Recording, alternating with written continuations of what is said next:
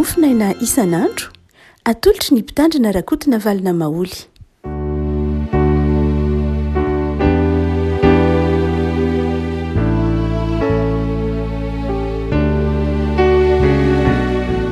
Farinaraba antsika revako malala tratra ity zoma fa 20 ny volana May ity.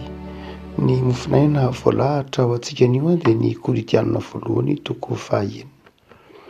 Koritianina voalohany toko 1 ny 9 ka hatramin'ny 9 amin'ny anaran'i Jesosy. Moa tsy fantatrareo fa ny olona tsy marina dia tsy mba handova ny fanjakan'Andriamanitra. Aza mety fitahina ianareo fa ny mpitsangajanga, ny mpanompo sampy, ny mpakavadin'olona, ny sodomita, ny mpangalatra, ny fatrapitiarena, ny mpimamo, ny mpanala-baraka olona ary ny mpanao akeriny dia tsy mba handova ny fanjakan'Andriamanitra. Ary efa mba toy izany ihany ny sasany aminareo saingy efa voasasa ianareo, efa noa masinina ianareo, efa noa marinina ianareo tamin'ny anaran'i Jesosy Kristy Tompo sy tamin'ny fanahin'Andriamanitsika. Ray masino mba masinina ny fahamarinana ny teninao ny fahamarinana. Amen.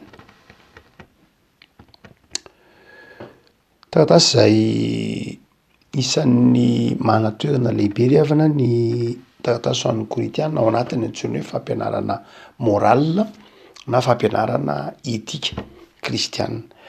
Raha toa ka matanjaka dia matanjaka ny fampianarana fotom-pinoana ao amin'ny taratasy ho an'ny Romanina dia lalina kokoa ny lafiny fitondratena sy moral ao amin'ny taratasy nosoratana ho an'ny Koritianina. Ary anankiray amin'izany ity eto ampelantanantsika ity. Mandrakariva dia resahan'i Paoly amin'ny Romanina hoe ny olona nge dia hamarinina amin'ny alalan'ny finoana. Mazava tsara, zava-dehibe ny fananan'ny olona finoana any Kristy, ny fananan'ny olona finoana an' Jesosy, ny fananan'ny olona ny finoana ny famelan-keloka nataon'i Jesosy, ny mahavoavonjy ny olona araka ny tenin'ny Paoly manao hoe ny marina amin'ny finoana no velona. Izay ao amin'ny Romanina toko 2. Eto dia amafisin'ny Paoly kosa nefa ny mahazava-dehibe ny antsoina hoe fitondratena na ny moral. Hoe tsy hoe ny finoana ngeza zava-dehibe ny finoana fa zava-dehibe koa ny moral eto. Indrindray mantsy ny taonjaty iainantsika dia manadino ny antsoina hoe etika na ny moral hoe ny finoana nge za nge kristianina, za nge mino, za nge finandray an'ny tompo dia indraindray manamaivana ny antsoina hoe moral. Indraindray moa dia tsy tia moral mihitsy, tsy tia tenenina, tsy tia ahitsy. Eto dia tena miresaka moral mihitsy Paoly, manao hoe zao noho izy aza manaiky fitahana fa ny faharatsy mpitondratena dia tsy mahatonga anao ny fanjakan'Andriamanitra. Ny olona ratsy fitondratena dia tsy miditra ao amin'ny fanjakan'Andriamanitra. Ary tanisaina eto ireo fitondratena tsy mendrika tsy mampiditra ao amin'ny fanjakan'Andriamanitra. Toy izy manao hoe ny fitsangatsangana, ny fanompo-tsampy, ny fakavadin'olona, ny sodomita, ny alatra, ny fitiavakarena, ny fimamona, ny fanalana baraka olona, ny fanaovana kerisehitra sy ny sisa rehetra. Reo rehetra dia tena toetra mihitsy ary fantatsika fa toetra iainan'ny olona isan'andro, iainantsika isan'andro. Ny vaovao dia ahitantsika an'ireo toetra isan-karazan'ireo. Ary raha tena jerena dia betsaka ny mpino izay malatsaka ao anatin'ireo izay atao hoe karazana fitondratena tsy mendrika ambaran'ny Paoly ao amin'ny Koritiana ka hanafarany hoe aza mionona amin'ny hoe za mino. Fa ny finoana dia ny olona mino dia tsy manaraka ireo fitondratena tsy mendrika ireo. Ny olona mino izay mieritreritra ao amin'ny fanjakan'Andriamanitra dia tsy manao ireo fitondratena tsy mendrika ireo. Fa izay manao ireo fitondratena tsy mendrika ireo dia tsy tafiditra ao amin'ny fanjakan'Andriamanitra. Tamin'ny andron'ny Paoly tsinona dia nisy fampianaran-diso betsaka na lalaka be nivohy fahafahana hafahafa tahaka ny tenenin'ny Paoly amin'ny Galatiana manao hoe tandremo sao entinareo manaraka ny nofo ny fahafahana. Ary betsaka ireo fampianaran-diso tamin'ny andron'ny Paoly nanome fahafahana be hoe azo atao ny zavatra rehetra araka ny tenenina ny zavatra rehetra nge azoko atao fa tsy ny zavatra rehetra ny maso. Nanome fahalalahana be manao hoe ny finoanan'Andriamanitra, ny finoanan'i Jesosy ny zava-dehibe fa ny fitondratena zany nge zavatra faharoa zany tsy tena zava-dehibe zany. Dia eto Paoly tena mampifamatotra mihitsy ny finoana sy ny fitondratena ary mampifamatotra ny fitondratena sy ny fandovana ny fanjakan'Andriamanitra. dia eo ary paoly manazava manao hoe efa matahaky zany daholo ny olona rehetra ozy, matahaky zany ko tsika ozy. Izy zany tsy nanavaka mihitsy na izany izy fozy manao hoe itsika konge efa matahaky zany sasany taminareo izy de mba efa nandalo taminareo fa inona ny mahasamy hafa, inona ny mahasamy hafa. De eo zany paoly manazava hoe isika mety efa nandalo an'izany zavatra izany na niaina an'izany zavatra izany, tsy zay ny zava-dehibe fa ny zava-dehibe de zao paoly isika efa no amasinina, isika efa voasasa. Voasasany inona raha moa isika? Voasasany rano Kristy. Ny rano Kristy nahatonga antsika afaka tamin'izany toetra tsy mendrika ara-moraly zany. Tsy afaka tamin'izany tsika raha tsy notsasan'ny Kristy tamin'ny rano. Tsy ny herin'olombelona nahafahantsika afaka am'izany toetra zany.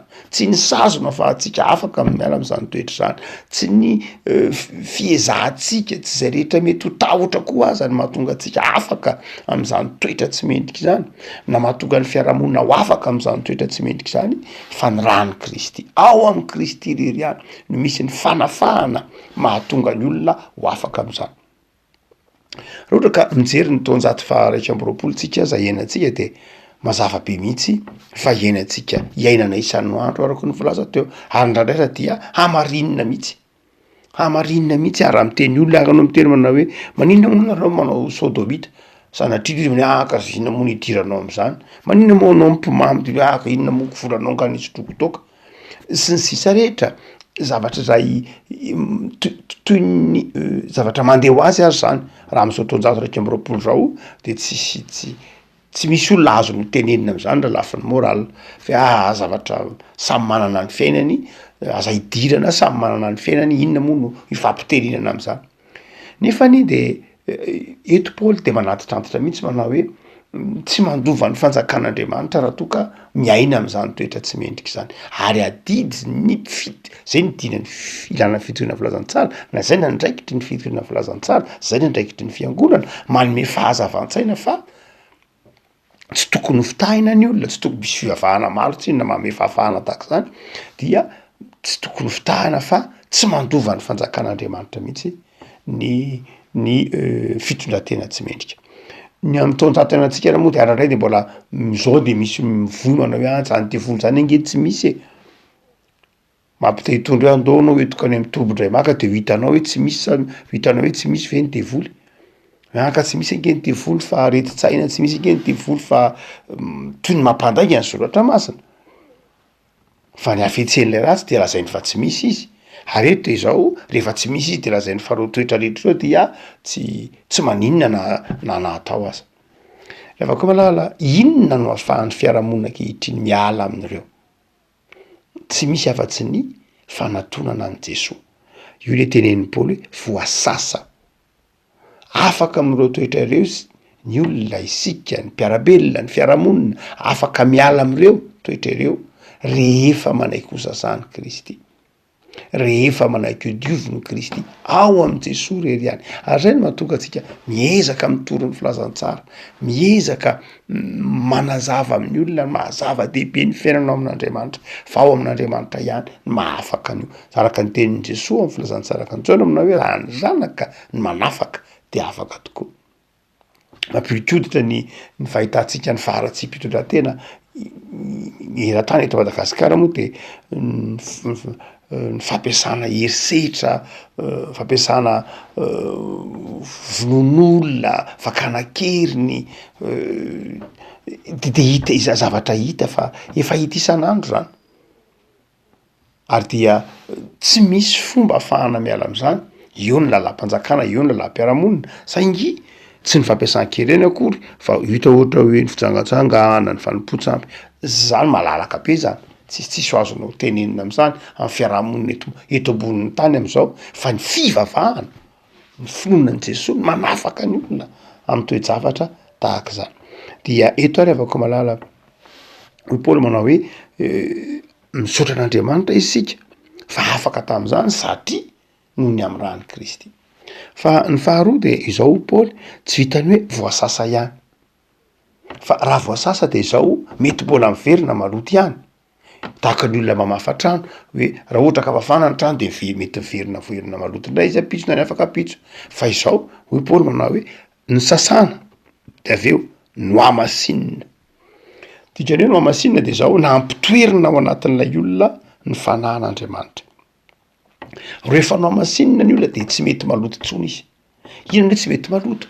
Tsy hoe tsy manota tsony ny olona rehefa manana fanamasina ao anatiny fa masiny izy zany hoe manana an'Andriamanitra ao anatiny ka manana fahafahana manohitra lay ratsy satria ny fanahana nampitoerin'Andriamanitra ao anatin'ny olona de fanahy mahery ka tsy fanahy vosa ho resin'ny fahalotom-pitondratena fa fanahy masina fanahy mahery ka mahatonga ny olona afaka mandatsy anao ny ratsy ary afaka manana herim-panahy anao ny tsara ary efa noamasinina izy ka afaka manao ny tsara ary sanatria nefa mety menjera ihany izy dia izao mahay mibebaka izy mahay miverina izy mahay miarina izy mahay mijoro izy mahay tsy mamerina tsony izy mahay manatsara ny fiainana izy zany rehetra any de ateraka le hoe fanamasinana no amasinina ianareo.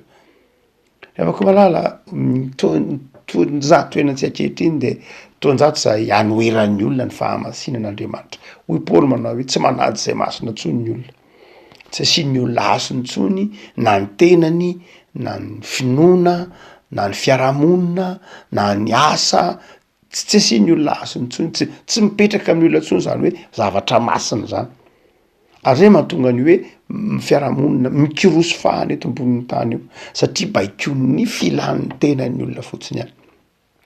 Ny individualisme zay fotom-pisainana nipoitra nanomboka tamin'ny antsoina hoe renaissance ary velatra be rehefa niditra ny réforme na ny fantsipavahana ny tsy tokony adoloantsika de ny vavahana protestanta ny réforme de tena nampivelatra be mihitsy ny antsoina hoe fiainan'ny olona tsiraray na ny fahafahany tsiraray satria ny réforme na ny protestantisme de nanometeorana ny hoe ianao a dia tompona andraikitra amin'ny fiainam-panahinao ny tsirairay a de tompona andraikitra amin'ny fiainam-panahiny ihany izy miankina ny famonjena azy safidy ny ahavoavonjy na tsy ahavoavonjy safidinao ny raisinao an-tanana ny fiainam-panahinao raisinao an-tanana ny fiainanao tompona andraikitra amin'ny fiainanao ianao tsy hoe satria manota ny olona anankiray dia afaka manota amin'ny protestanta de zao na manota daholo ary ny olona rehetra de afaka tsy manota ianao ka tsy azo marinina am'le ka za ange nanota daholo ny olona manodidina ahy de zao afaka zay nahatonga nanota tsy ohatr'izay amin'ny protestanta de resy lahatra manao hoe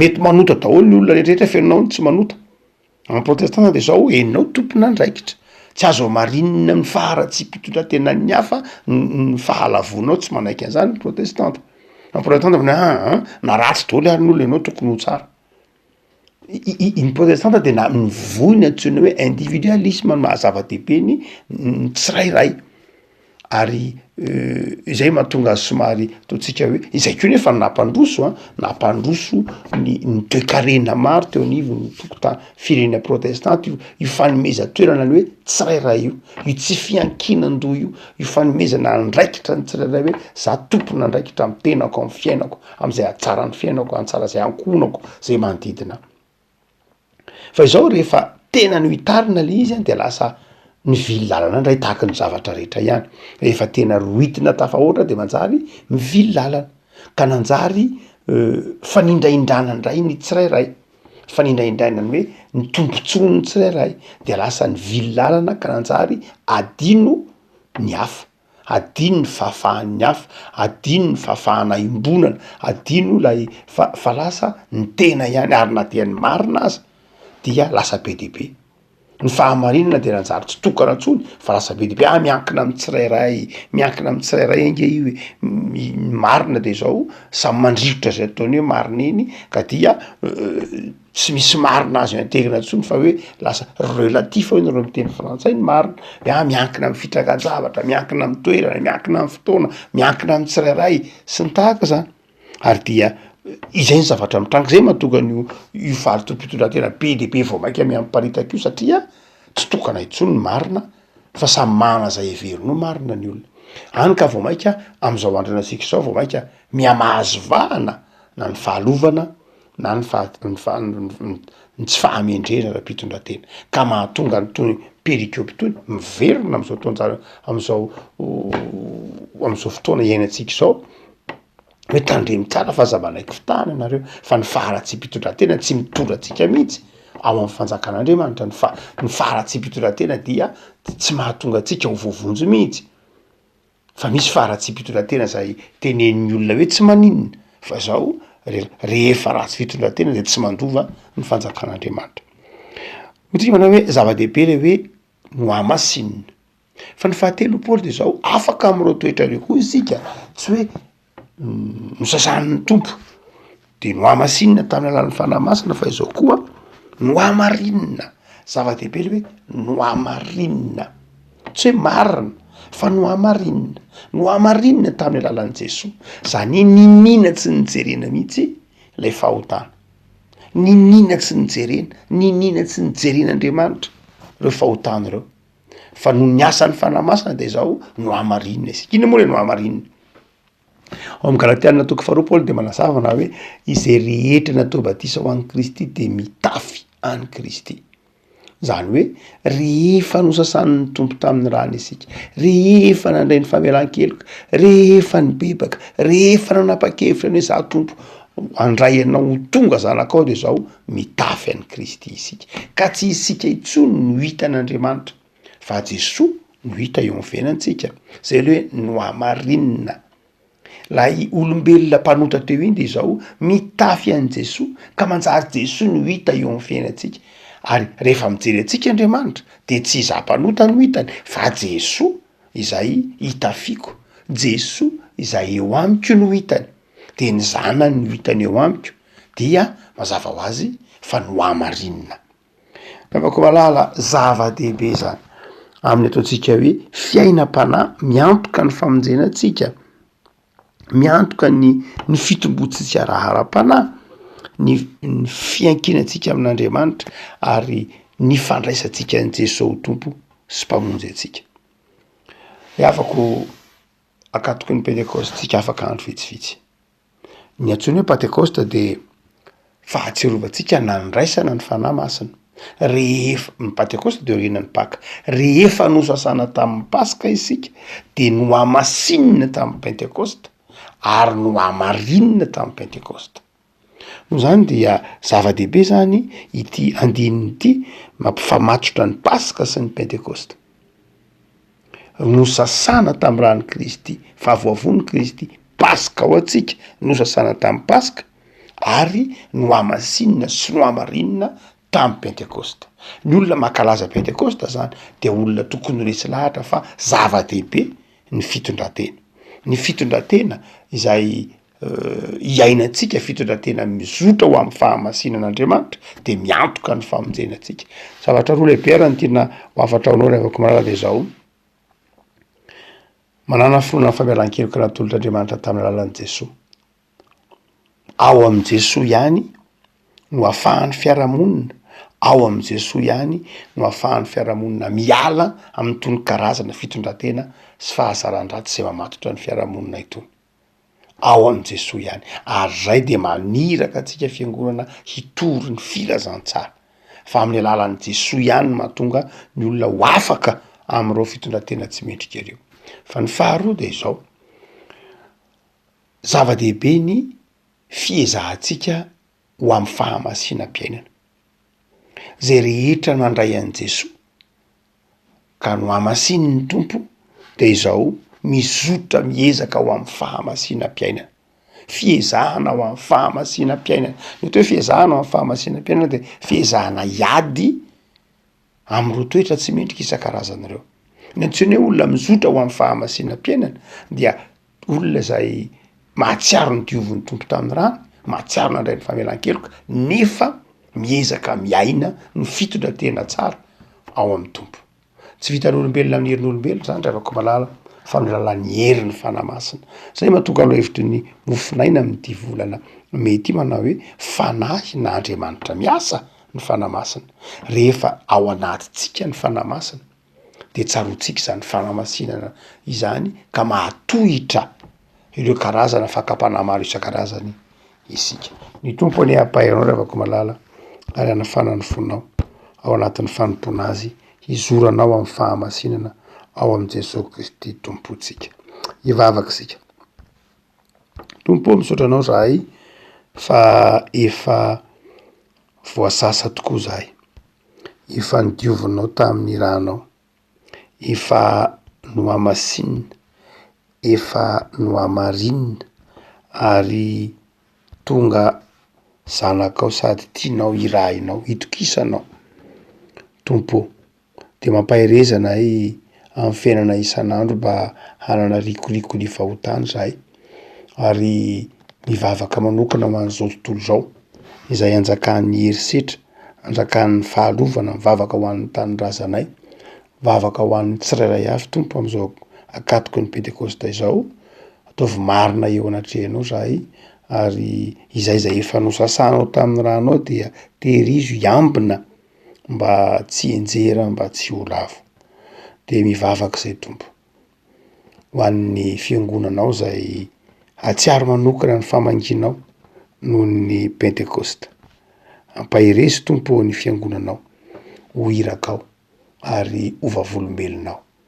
Miandry ny fiangonanao izao tontolo zao hitondra fahazavana, hitondra fifaliana, hitondra fanantenana, de ampahirezo ny mpino isam-batan'olona mba hafana fo amin'ny fitohinan'ny filazantsara ary modely ilay tahaka amin'ny fitondrantena.